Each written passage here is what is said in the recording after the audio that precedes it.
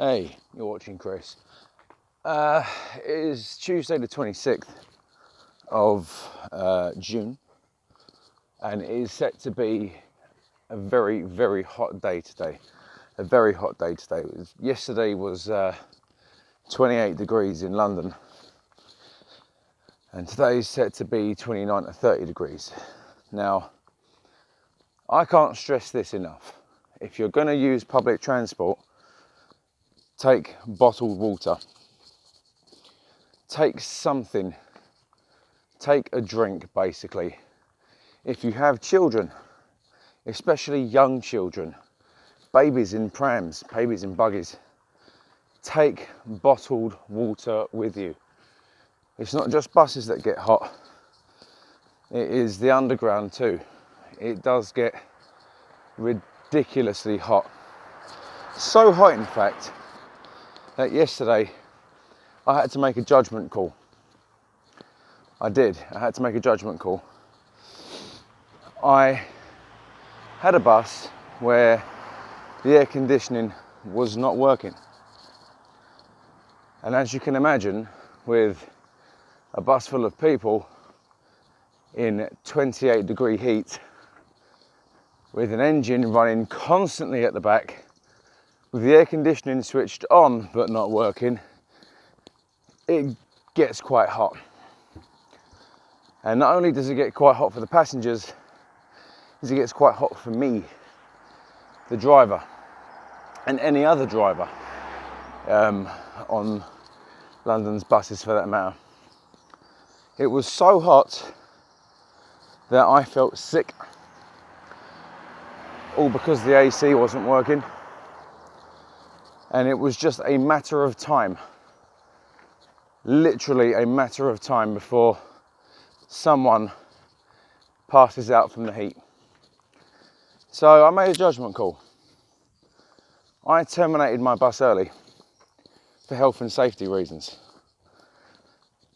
Luckily, because I reported it with more than enough time, my garage brought me out a second bus to where the air conditioning was working, but still wasn't great, but it was better.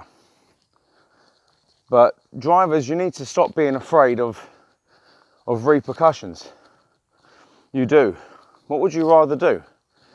Would you rather have a hot bus and risk having someone fall over on your bus and pass out from the heat? Or would you rather, for safety reasons only, request a substitute bus and then, because of the heat, refuse to drive past a certain point until you're brought a bus that is suitable for the weather conditions? You know, I mean, I'm not talking about snow, weather conditions. I'm talking about a bus with adequate air conditioning to keep your passengers cool, to keep you cool. Because people don't realise, they think because the air conditioning is not working in the rest of the bus, they seem to think that the air conditioning is working for the driver. No, it's not. In fact, in many cases, it's actually worse for the driver, because we have the sun beating down through that windscreen and the window on the right-hand side like a greenhouse. And then people say, oh, well, you've got the window. You've got that whole window to open. Yeah. We've got a window to open which lets in more hot air, and then also, because the rest of the bus is full of sweaty people that don't know how to use deodorant, then drags the smell through the bus, past our noses and out. This is what people don't understand. Plus, when the window is open all the time, we get that wonderful thing called, diesel fumes into our lungs 11 hours a day. So it's not really a win-win for anyone, really, is it? It's kind of a kick in the teeth. So we end up sweating our cods off because there's no AC. We end up feeling sick because of the heat. We end up feeling sick because of other people's body odour. We end up coughing our lungs up half the time because of the amount of particulates we're breathing in. And yet, we still have the compassion to terminate the bus early, to request a substitute bus for passenger safety over our own. You know, I know it stands to reason, and I've said this, that you must take a drink, water preferably on public transport. Keep yourself hydrated, keep your children hydrated. But it's not just down to you.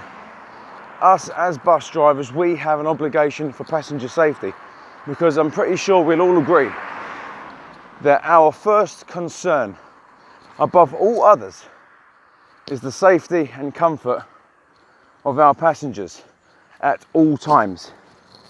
At all times, bar none.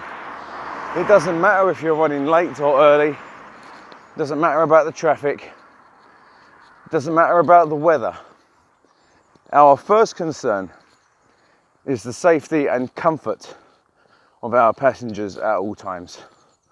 You see, now, driving a bus in that heat is not comfortable.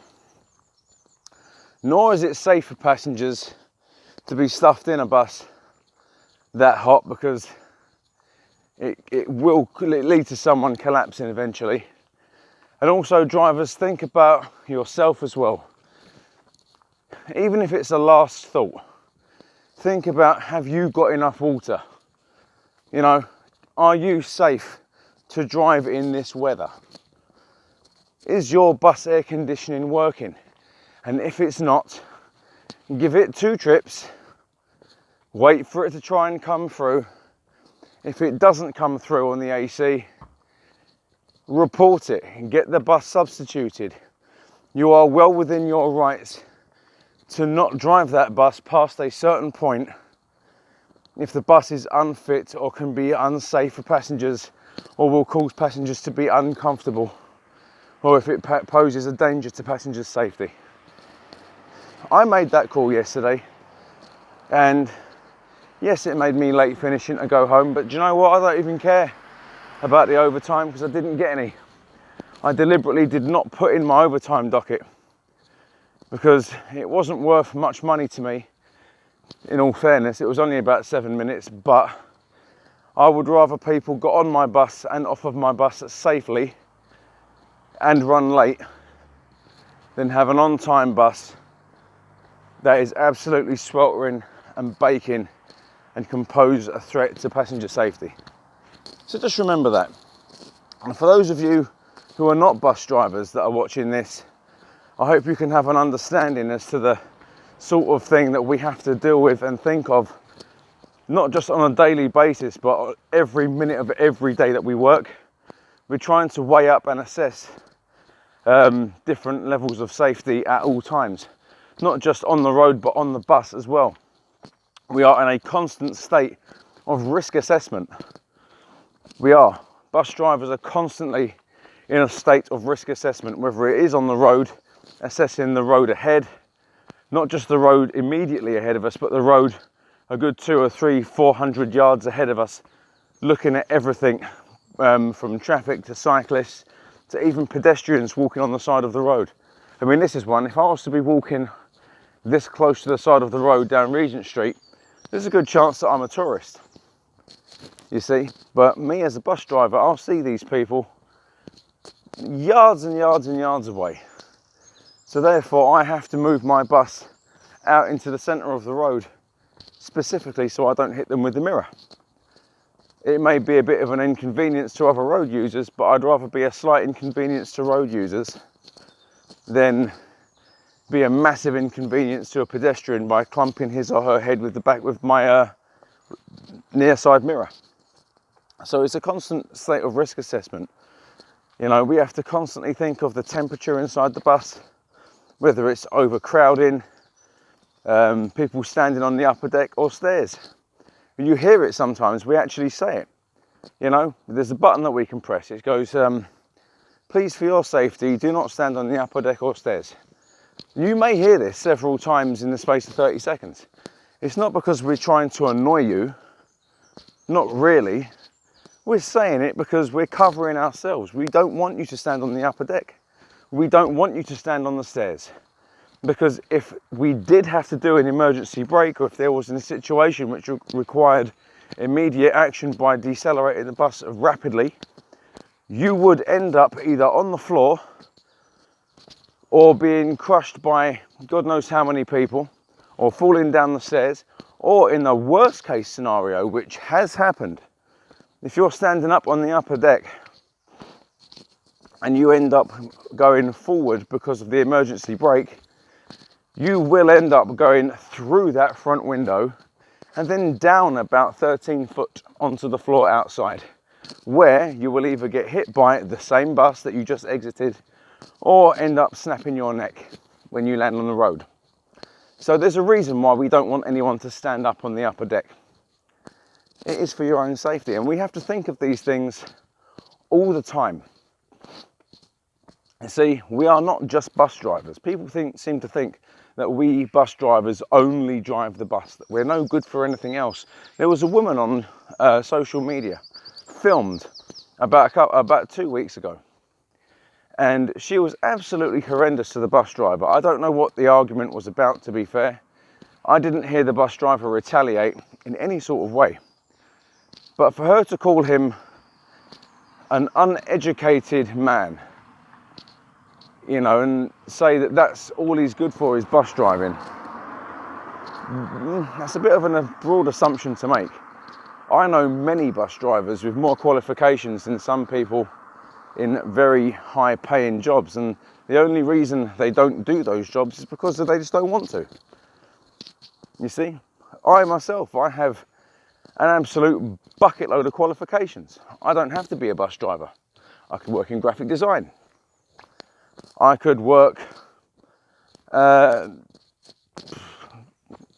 a manager in a retail shop. You know, I could work for the RAC if I really wanted to. It's just many different things that we are all capable of. And just because we drive the bus doesn't mean we're uneducated or good for nothing else. It's because we choose to drive that bus. You see, I mean, how clever are we really? I mean, we get paid a decent wage every week for sitting on our backsides, and all we have to do really is look out for your safety and drive sensibly. Who's clever now? You know? I mean, it is a difficult job. It does have its moments. It can be a very frustrating job. We know that you've been waiting a very long time for the bus, but because you've been waiting a long time for the bus, instead of getting on the bus and being rude, you know, we've been waiting here for 10 to 15 minutes, even though we know you haven't, because we can see where the bus in front is. But we'll let you have that one for argument's sake. You know, we know you've not been waiting there for 15 minutes. But you'll say it anyway. We've been here 10 to 15 minutes, blah, blah, blah. We this, we that, you this, you that. Instead of being nasty, here's the idea. When you get on the bus, say, thanks, driver. Been here a while, but thanks. You know, a simple thank you can actually be the difference between a driver being pissed off because he's running late for whatever his reason is, and actually being happy and, you know, feel appreciated. It's the simple things. It just, like saying thanks to the driver, just thanks, can make the world of difference to a driver's day. You know, it doesn't matter whether we're happy or angry. You know, it really doesn't matter our mood to you, because all you're doing is getting on the bus and going somewhere. We still have to, at all times, look out for your safety. We have to think if we're able to drive in those conditions as well. Again, it's like yesterday. I could not drive in those conditions. I refused to transport people in those conditions. So, give it a thought. Give it a thought. We have to go through rigorous training all the time for things just like this. You see, I managed to get people from A to B safely. Yes, we had to have a transfer onto a different bus, but a minor inconvenience is worth dealing with compared to a major inconvenience where someone could have ended up on the floor, passed out from the heat, being taken away by an ambulance, which I would then have to call and wait for.